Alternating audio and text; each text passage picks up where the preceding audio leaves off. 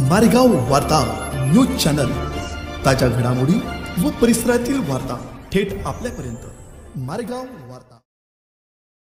अंधारातला उजेड हृदय हलवून सोडणारा।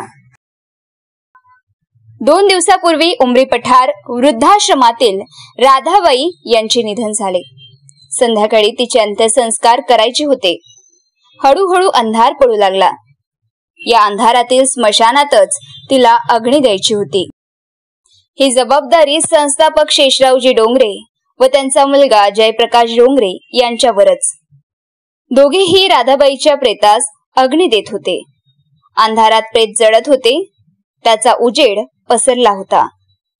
दोघे पिता पुत्र जळणाऱ्या प्रेताकडे सुन्न मनाने पाहत होते।